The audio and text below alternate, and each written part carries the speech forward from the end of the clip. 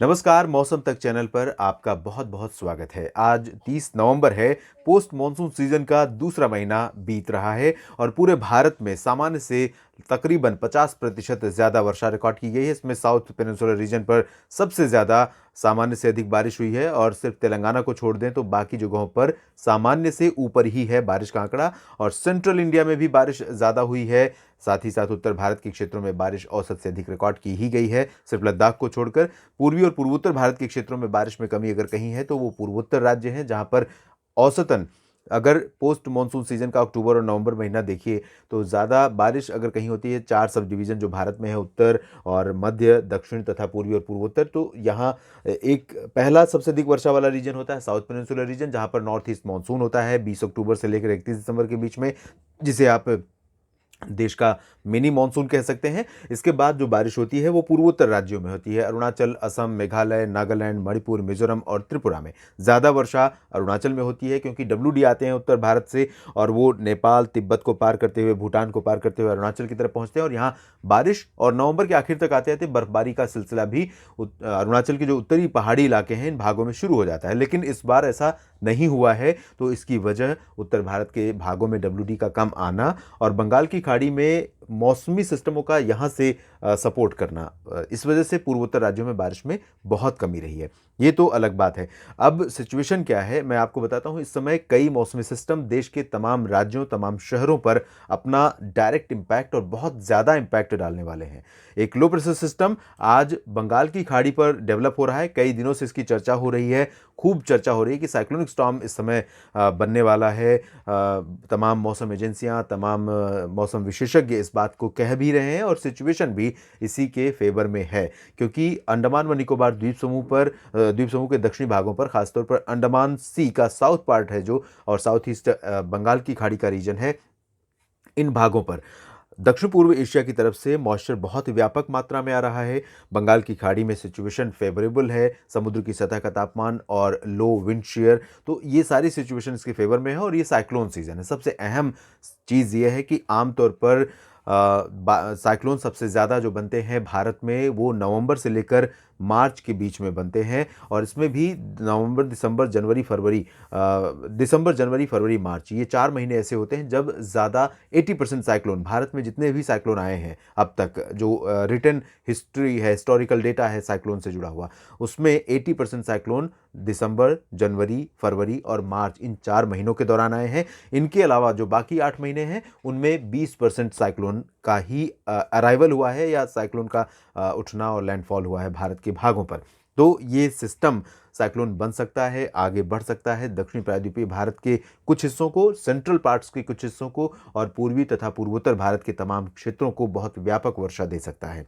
अनुमान यह है कि ये सिस्टम आगे जब बढ़ता रहेगा और इसी दौरान इंटेंसिफाई होता रहेगा, तब इसका जो इम्पैक्ट है पूर्वी तटीय रीजन्स पर, आप देखिए अभी फिलहाल ये जो साउथ पेनिनसुलर रीजन पर एक्टिविटी आप देख रहे हैं, इसके लिए जो सिस्टम अरब सागर में पहुंचा है वो लायबल है और साथ ही साथ नॉर्थ ईस्टर्न हवाएं यहाँ चल रही हैं, जो नॉर्थ ईस्ट मानसून का इम्पैक्ट है। नॉर्थ ईस्टर्न मानसून करंट लगातार एक्टिव बना हुआ है और आप से हमने जिक्र किया था इससे पहले कि आमतौर पर ला नीना की कंडीशन में नॉर्थ ईस्ट मानसून कमज़ोर रहता है और ये हिस्टोरिकल ऑब्जर्वेशन है।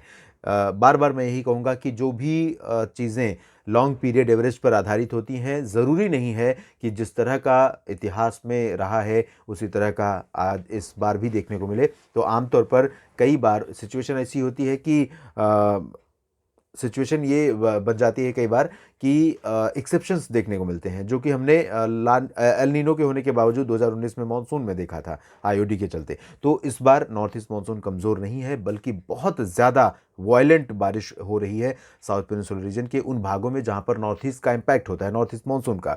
ये आप देखिए अगले 24 घंटों के दौरान आज की बारिश है साउथ कोस्टल आंध्र प्रदेश, इससे सटे तमिलनाडु और तमिलनाडु के बाकी हिस्सों, केरल, साथ ही साथ लक्षद्वीप और महाराष्ट्र के तटीय भागों और गोवा के तटवर्ती रीजन्स में कई जगहों पर व्यापक वर्षा होगी। आज ये सिस्टम इधर लो प्रेशर के रूप में डेवलप हो रहा है। कल उम्मीद है, कल यानी कि 1 दिसंबर को ये सिस्टम और इंटेंसिफाई होकर वेल मार्क्ड और उसके बाद डिप्रेशन की इंटेंसिटी में जल्द ही आएगा। पश्चिमी और उत्तर पश्चिमी दिशा में आगे बढ़ेगा। इसके पूर्वी तटों पर कहाँ पर लैंडफॉल करने की संभावना है, इसके बारे में अभी मैं कुछ भी नहीं कहूँगा, क्योंकि अलग अलग मॉडल अलग अलग प्रेडिक्शन दिखा रहे हैं। सिचुएशन इधर अरब सागर में जो सिस्टम बनने वाला है अगले 24 घंटों में, यानी 1 दिसंबर को महाराष्ट्र के तटीय रीजन्स में एक सिस्टम यहाँ पर डेवलप हो सकता है। और 30 नवंबर की अगर हम बात करें आज की, तो आज और जगहों पर कोई ज़्यादा इम्पैक्ट नहीं रहेगा। 1 दिसंबर यानी 2021 के आखिरी महीने का पहला दिन, और इस दिन उत्तर पूर्वी अरब सागर पर एक लो प्रेशर सिस्टम बनेगा। और ये सिस्टम भारत का जो पश्चिमी घाट है, खासतौर पर उत्तरी पश्चिमी घाट, जिसमें हम जिक्र कर सकते हैं गोवा का, महाराष्ट्र के समूचे तटवर्ती रीजन्स का, साथ ही साथ गुजरात के तटों का, तो इन भागों पर मौसमी गतिविधियां काफ़ी बढ़ जाएंगी। और साथ ही साथ इंटीरियर पार्ट्स में भी, यानी मध्य महाराष्ट्र और गुजरात के पूर्वी रीजन्स, वो जो तटवर्ती रीजन्स नहीं है, साथ ही साथ मध्य प्रदेश के साउथ ईस्टर्न पार्ट्स में, इन भागों में गतिविधियां काफ़ी ज़्यादा हो सकती हैं। और आप ये देखिए इस तरह की सिचुएशन यहाँ पर डेवलप होगी। अरब सागर के जो उत्तर पूर्वी हिस्से हैं, गुजरात के और महाराष्ट्र के तटों से सटे हुए, इन भागों में कई जगहों पर मध्यम से तेज़ वर्षा रिकॉर्ड की जा सकती है। और दक्षिण प्रायद्वीपीय भारत के क्षेत्रों पर लगातार मॉइस्चर का फ्लो यहाँ पर बना रहेगा। ये सिस्टम, क्योंकि एंटी साइक्लोनिक सर्कुलेशन, जो साइक्लोनिक सर्कुलेशन होते हैं या लो प्रेशर होते हैं, आमतौर पर उनके प्रभाव से हवाएं इस तरह से चलती हैं। और इस तरह से जो हवाएं चल रही हैं, तो ये हवा मॉइस्चर यहाँ से भी खींचेगा, बंगाल की खाड़ी की तरफ से कुछ खींचेगा। तो इस वजह से मॉइस्चर का जो इंकर्जन है यहाँ पर लगातार साउथ पेनिनसुलर रीजन पर लगातार जारी रहेगा। और साथ ही साथ ये सिस्टम आगे बढ़ रहा है, तो ये भी इधर से थ्रो करेगा। तो साउथ पेनिनसुलर रीजन पर बारिश की गतिविधियों में कमी आने की संभावना फिलहाल नहीं है। हालांकि कुछ जगहों पर ज़्यादा, कुछ जगहों पर कम, ऐसी स्थितियाँ रहेंगी। बादल बहुत घने रहेंगे पूरे प्रायद्वीपीय रीजन्स पर, लक्षद्वीप से लेकर पुदुचेरी तक, और अंडमान और निकोबार द्वीप समूह में तो आप देख ही सकते हैं कि पिछले 24 घंटों के दौरान आपने देखा, यानी आज से लेकर अगले 24 घंटों तक, उसके बाद 1 दिसंबर को ये सिचुएशन है, और 2 दिसंबर को भी यहाँ पर